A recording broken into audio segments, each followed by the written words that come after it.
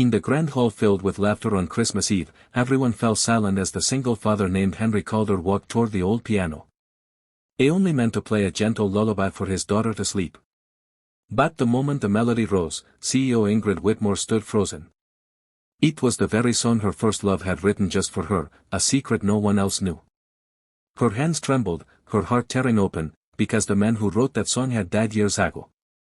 So why could he play it? The corporate tower's lobby had already been transformed into a winter wonderland by the time Henry arrived that evening. Wheaty lights cascaded down marble pillars like frozen waterfalls, and the scent of pine and cinnamon filled every corner. Employees mingled in clusters, champagne glasses catching the glow of a massive tree near the executive elevators. Henry Calder moved through the crowd almost invisibly. His grey work shirt faded from too many washes. His calloused hands still bearing traces of grease from fixing a heating vent earlier that day. At 36, he carried himself with a quiet dignity that most people overlooked. They saw the janitor. They didn't see the artist whose fingers once danced across concert hall stages, whose name had briefly appeared in regional papers as a rising talent before everything fell apart. His daughter Audrey clung to his hand. Her 7-year-old frame practically vibrating with excitement. Her dark curls bounced as she tugged him toward the dessert table, her brown eyes wide with wonder at the chocolate fountain. Henry watched her with the kind of love that made his chest ache. Fierce and protective and tinged with guilt that he couldn't give her the childhood she deserved. No expensive dresses, no private schools, just a cramped apartment where the radiator clanked at night and the piano in the community center down the street where she sometimes heard him play when he thought no one was listening. Across the hall, Ingrid Whitmore stood on the mezzanine level, surveying her domain with the practiced poise of someone born to command rooms. At 34, she had transformed her father's struggling real estate firm into Whitmore Holdings, a juggernaut of commercial development that now owned 40% of the city's waterfront. Her honey blonde hair fell in soft waves past her shoulders, and the crimson dress, she wore a bold v-neck that demanded attention without apology, made her impossible to miss. But it was her eyes that truly arrested people. Easy blue and calculating, they seemed to measure every person, every angle, every potential weakness or opportunity. Most found her intimidating. Some called her ruthless. No one called her soft. Yet beneath the armor of her designer wardrobe and cutting boardroom reputation, Ingrid carried a wound that had never fully healed. 16 years ago when she was 18 and still believed in fairy tales. She had fallen in love with a boy named Leon Merritt. He was a piano prodigy, all wild dark hair and passionate eyes, the kind of talent that made you forget to breathe when he played. He had written her a song just for her. He called it Starlit Promise, and he played it for her one night under a sky full of stars at their summer music camp, whispering that it held everything he felt but couldn't say. 3 weeks later, Leon died in a car accident on a rain-slicked highway. The song died with him.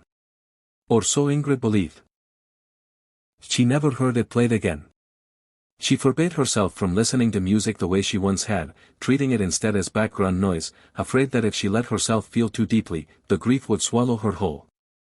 Audrey's bright voice cut through Ingrid's thoughts. The child had somehow wandered away from her father and was now standing near the dessert table, reaching for a chocolate-covered strawberry that sat just beyond her grasp. As she stretched on tiptoes, her foot slipped on something wet champagne, probably spilled by a careless guest. She went down hard, her knee cracking against the marble floor.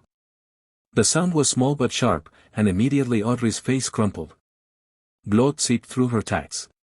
Henry was across the room in seconds, dropping to his knees beside his daughter. He pulled a clean handkerchief from his pocket. He always carried one for moments like this and pressed it gently to her scraped knee. His voice was low and soothing, the kind of voice that could calm storms. Audrey's sobs quieted to hiccups as he held her, his broad hand cradling the back of her head. But before Henry could lift her to carry her to the restroom to properly clean the wound, a man's voice sliced through the moment. Flynn Baker strode over, his tailored navy suit immaculate, his jaw tight with irritation.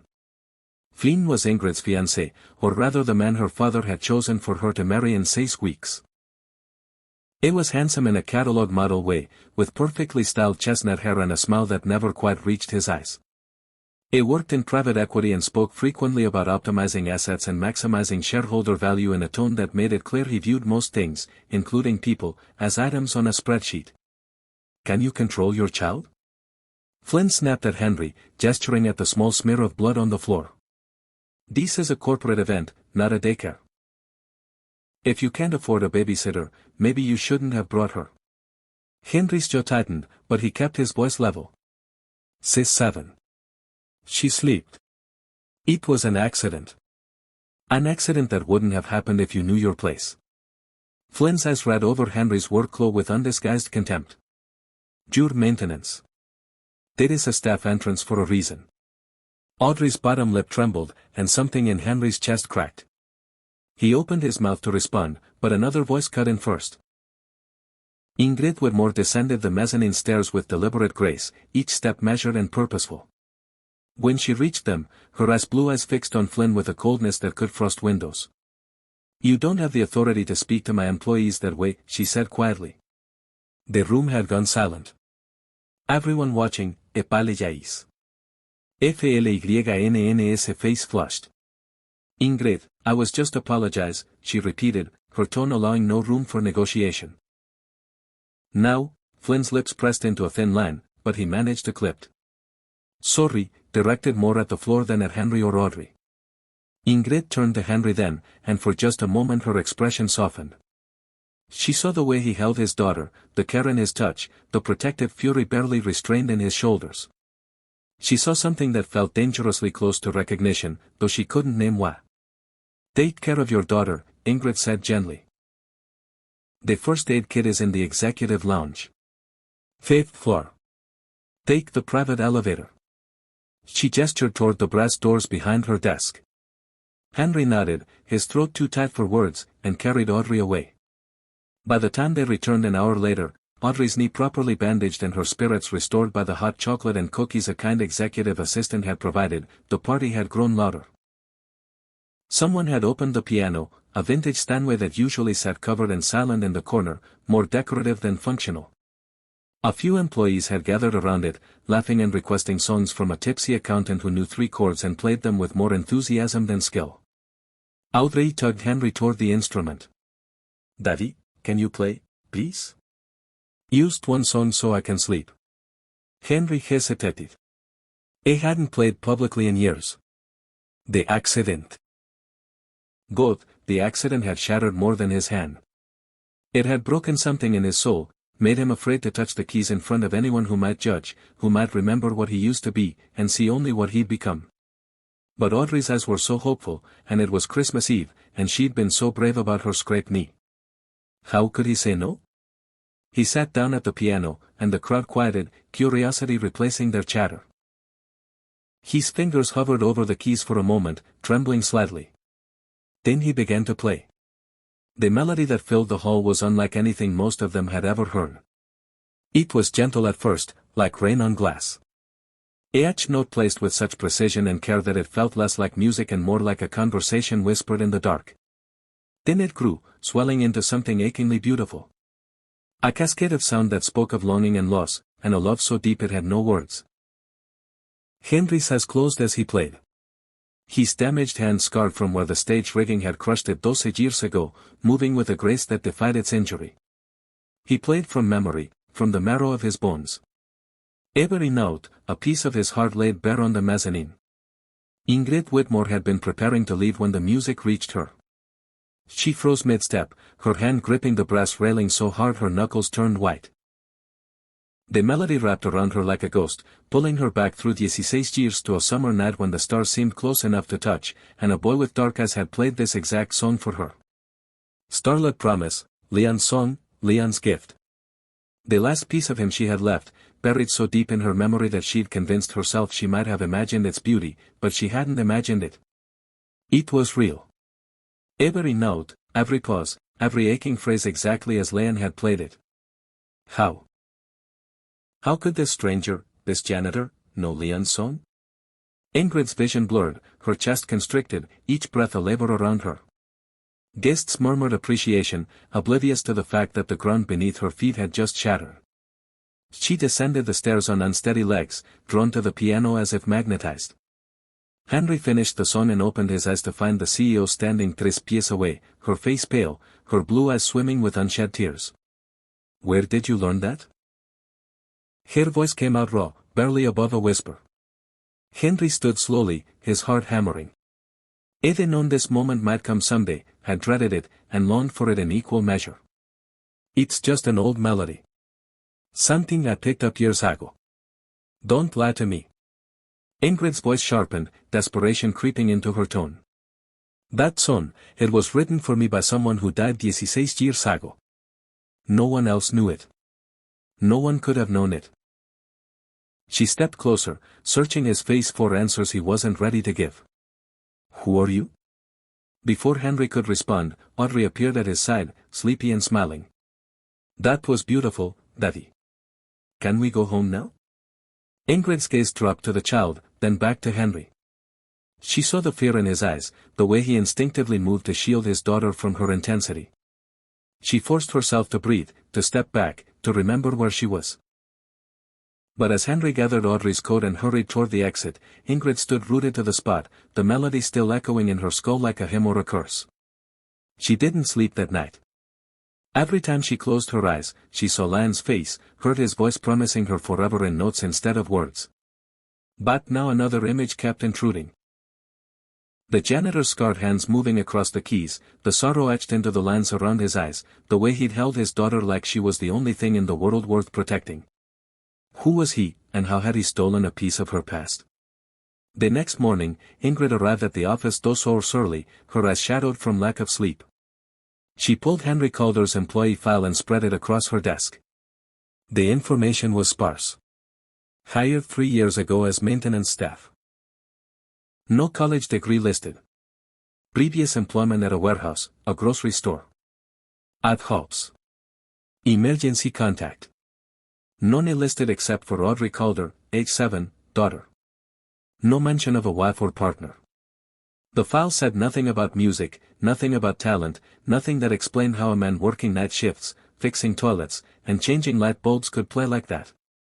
Ingrid picked up her phone and dialed her assistant. I need you to find someone for me, Corbin Hale. Es a composer. Used to teach at the Berkshire Music Academy. Track him down. I need to speak with him today. Corbin Hale arrived at her office that evening. A lean man in his 50s with silver-streaked hair and kind eyes obscured by wire-rimmed glasses. He'd been Lan's mentor, the one who'd recognized the boy's genius and nurtured it until the accident stole him away. Ingrid hadn't spoken to Corbin in over a decade. But when she called, he came without question. She played him a recording she'd found online. Someone had filmed Henry playing last night on their phone and posted it to a private group. Corbin listened in silence, his expression unreadable. When the video ended, he removed his glasses and rubbed his eyes. That's remarkable, he said quietly. Is it Starlit Promise? Leon's song. Corbin hesitated. It's the same melody. Yes, but Ingrid, I need to tell you something. Something I should have told you 16 years ago, but I didn't because I thought it would hurt you more than help. Ingrid's pulse quickened. What? Leon didn't finish that song. He wrote the opening, the first 8 bars, and he was brilliant. He always was, but he got stuck. He couldn't figure out where to take it. He was frustrated, kept scrapping versions, starting over. Corbin paused, choosing his words carefully. There was another student at camp that summer. Quiet kid, talented, but overlooked. Leon asked him for help. The other student took Leon's opening and completed it.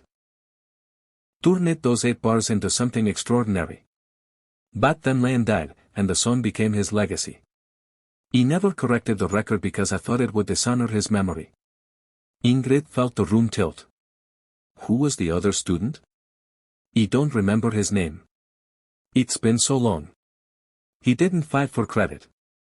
When Leon died, he just disappeared. Ingrid's hands clenched into fists on her desk. Henry called her. The man who played last night. Could it have been him? Corbin looked at the frozen frame of the video on her laptop screen at Henry's face illuminated by the piano's reading light. I don't know. Maybe. But there's only one way to find out. Ask him. But asking Henry proved more difficult than Ingrid anticipated. He didn't show up for his next shift or the one after that. When she finally sent security to his listed address, a rundown apartment building on the east side, they found it empty. The landlord said Henry and his daughter had left 3 days ago, paid up their rent through the end of the month, and disappeared without a forwarding address. Ingrid felt panic claw at her chest. She'd driven him away. Her questions, her intensity, her desperate need for answers had frightened him off. But why? What was he hiding, or more accurately, what was he protecting? The answer came on a night when snow fell thick and heavy, blanketing the city in wet silence. Ingrid had been working late, trying to distract herself from the gnawing emptiness that Leon's song Henry's song had reopened inside her. She was about to call her driver when she heard piano music drifting up from the lobby. Faint, haunting, unmistakable. She took the stairs, her heels clicking on marble, her breath coming too fast. The lobby was empty except for a single figure seated at the piano. Henry, his back was to her, his shoulders hunched as if bearing an invisible weight. It played Starlit Promise again, but this time it sounded different. Savvy, more resigned. You came back, Ingrid said. Henry's hand stilled on the keys. He didn't turn around. I shouldn't have run. Audrey asked me why we left, and I couldn't give her a good answer. She liked it here. Liked the cookies the nice lady gave her. Liked watching the lights. It paused. I owed you the truth, even if you hate me for it. I could never hate you for playing beautifully, Ingrid said, moving closer. But I need to understand that song Starlit Promise. Leon Merritt was supposed to have written it for me before he died, but Corbin told me Leon didn't finish it. Someone else did. She stopped directly behind him. Was it you? Henry finally turned to face her. Up close, Ingrid could see the silver threaded through his light brown hair. The fine lines around his eyes that spoke of too many sleepless nights and too much worry, but his eyes, gray-green and achingly honest, held hers without flinching. Yes, he said simply. It was me. Ingrid's knees nearly buckled. She gripped the edge of the piano to steady herself. Why? Why would you do that? Why would you let him take credit? Because he loved you, Henry said. And I was nobody. Used some kid who played because he had to, not because he was destined for greatness like Leon was. He was at that music camp on a scholarship I could barely afford. My family had nothing. He worked nights washing dishes at a diner just to pay for my bus fare there and back. And then I saw you. He laughed bitterly. You probably don't remember. Why would you? He was invisible, but I watched you laugh with Leon. Watched the way your eyes lit up when he played. And I thought that's what love looks like.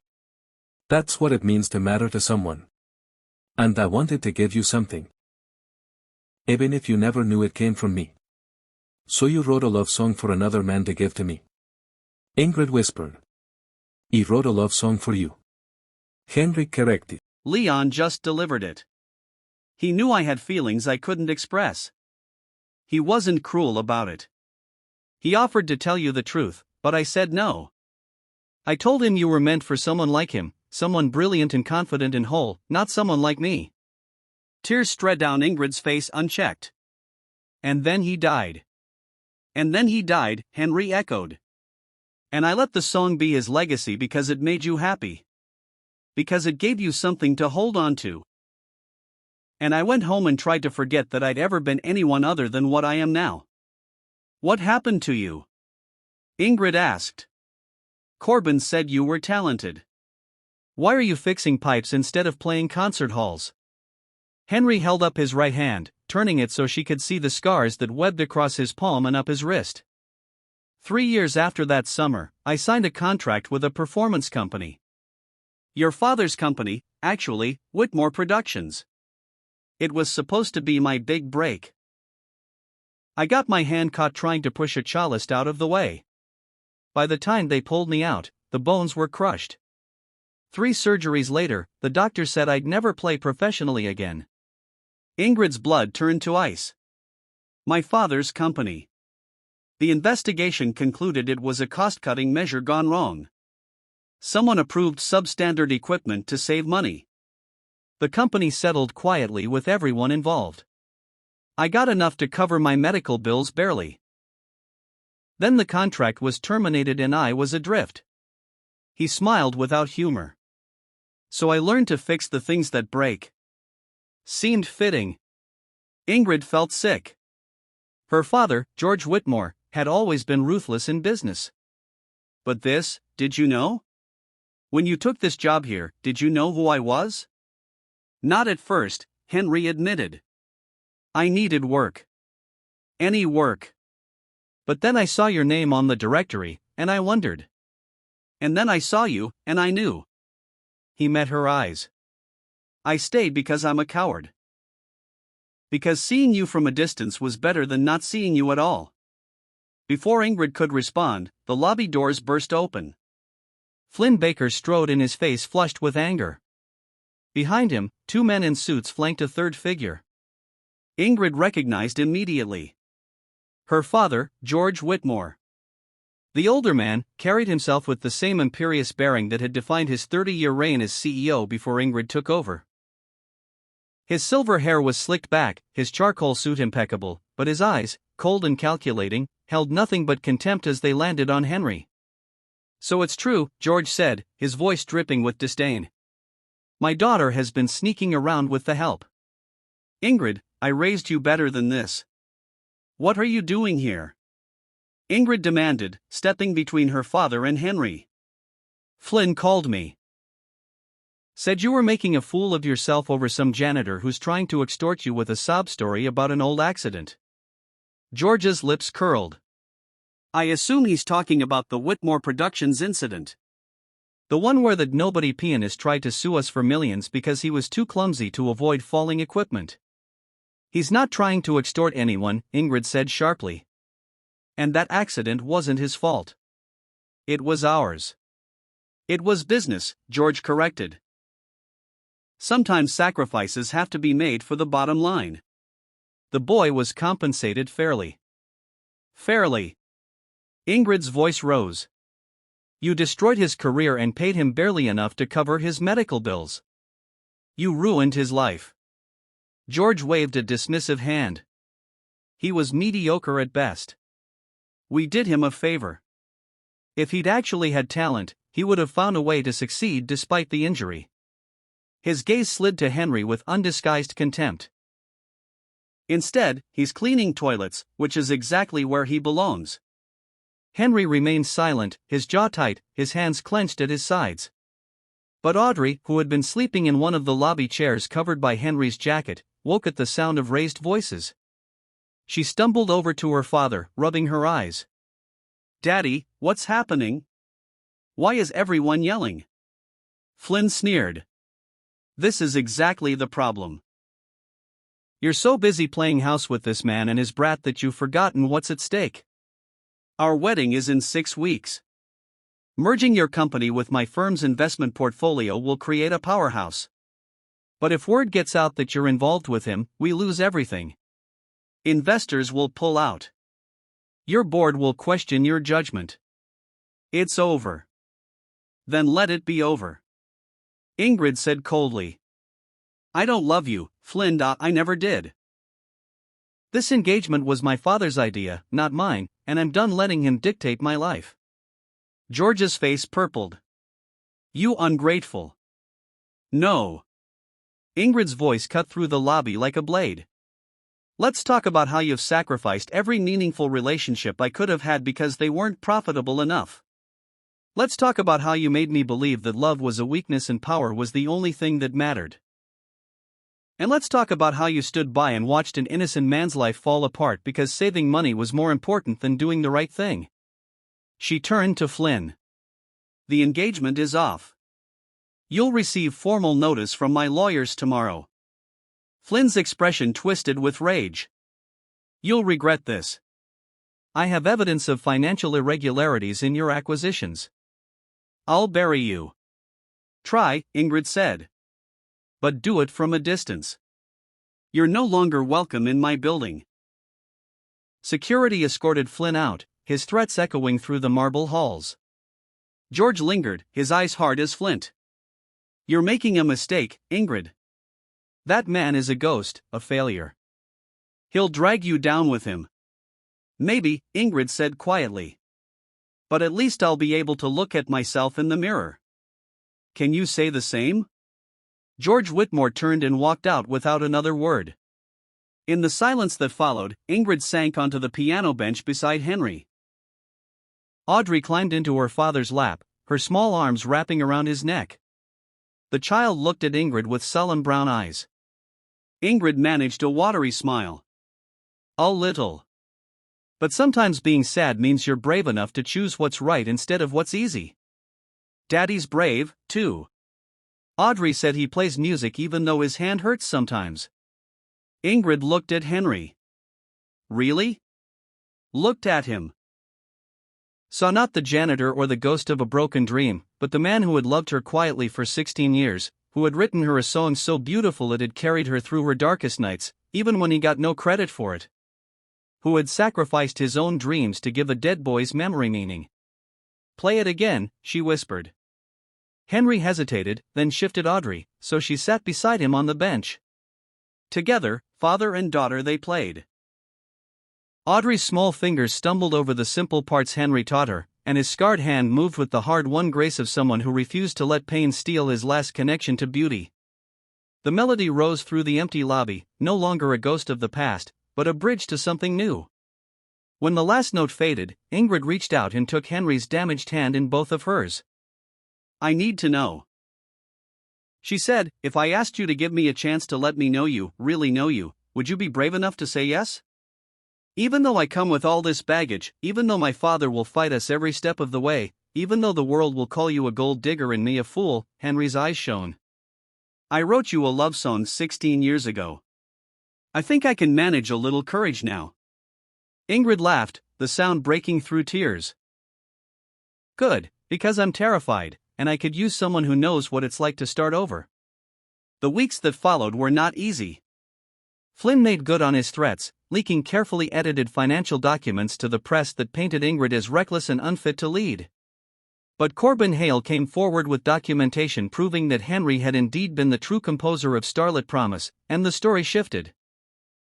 Instead of a scandalous affair, it became a tale of long-lost love and artistic integrity. Donors and investors who had initially wavered rallied behind Ingrid, moved by the romance of it all. George Whitmore fought bitterly to regain control of the company, but the board sided with Ingrid. They forced him into early retirement with a severance package and a non-compete clause that effectively ended his influence. He moved to Florida, bitter and isolated, and Ingrid grieved the father she'd wanted him to be rather than the one he'd been. Henry returned to music slowly, carefully. Ingrid funded the creation of a scholarship program in Leon Merritt's name, and Henry Calder's for young musicians from low-income backgrounds. Henry began teaching piano to children at a community center, and twice a week, Audrey attended his classes, her laughter ringing through rooms that had known too much silence. 1 year after that Christmas Eve, Whitmore Holdings hosted its annual holiday charity concert. The ballroom was packed, every seat filled, the air electric with anticipation. When Henry walked onto the stage dressed not in work clothes but in a simple black suit, his daughter's hand in his, the audience erupted in applause. He sat at the grand piano and Audrey took her place on a small bench beside him. Ingrid stood in the wings, her heart in her throat. She wore red again, but this time the dress felt like a celebration rather than armor. Henry's fingers found the keys and Starlit Promise filled the hall. But this time, the ending was different.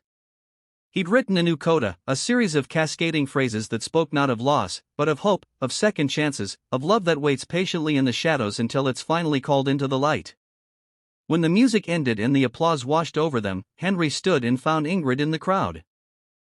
She made her way to the stage, and when she reached him, he took her hand. "The melody you wrote saved me twice," she said. Her voice barely audible over the cheering audience. "The first time it gave me a reason to keep going after Leon died. The second time it led me to you," Henry smiled, and it transformed his entire face. "Then I'd say it was worth every note." Audrey tugged on Ingrid's hand. "Can we get hot chocolate now? The kind with marshmallows?" Ingrid laughed and scooped the child up. As they walked off the stage together, Henry, Ingrid, and Audrey, the melody still seemed to linger in the air. A promise kept, a circle completed. Behind them, Corbin Hale watched from the audience, his eyes bright with tears, knowing that sometimes the most beautiful music comes not from perfect execution, but from broken people brave enough to play anyway. Months later, on a spring afternoon, when cherry blossoms drifted like snow through the city park, Henry and Ingrid sat on a bench while Audrey chased butterflies through the grass. The sunlight turned Ingrid's hair to gold, and Henry thought, not for the first time, that he was the luckiest man alive. "I've been thinking," Ingrid said, leaning her head on his shoulder, "about the song's starlit promise. It had an ending before, but it feels different now, like it's still being written." Henry laced his fingers through hers. "Maybe that's the point. Maybe the best promises aren't the ones we make once and lock away. Maybe they're the ones we keep remaking every day in 1,000 small ways." Ingrid turned to look at him, her blue eyes soft. "Then make me a promise. Not forever. Not some grand declaration. Just promise me today that you'll keep playing, that you'll keep teaching Audrey, that you'll keep showing me what it means to love something even when it's hard." "I promise," Henry said. And he meant it. Audrey ran back to them then, breathless and grinning. A cherry blossom petal caught in her dark curls. "Daddy, Miss Ingrid, come see. There's a piano player over there by the fountain, and he's really good, but not as good as you." Henry laughed and stood, pulling Ingrid to her feet. "Should we go listen?" "Absolutely," Ingrid said. But first, she rose on her toes and kissed him soft and sure, tasting of coffee and promise. When they broke apart, Henry's eyes were bright with unshed tears. "What was that for? For writing me a song when you didn't have to?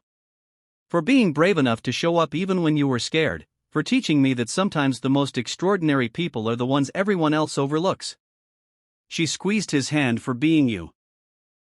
They walked toward the fountain, Audrey skipping ahead, and Henry thought about how 16 years ago he'd been a scared kid who poured his heart into 8 bars of music, never imagining where those notes would lead, to a life he'd never dared to dream was possible. The pianist by the fountain was young, maybe 19, playing with more enthusiasm than polish. But there was something pure in his effort, something that reminded Henry of who he used to be. When the boy finished his song and looked up nervously, expecting criticism, Henry clapped. "That was beautiful," he said. "Keep playing, even when it's hard. Even when people tell you you're not good enough. Keep playing."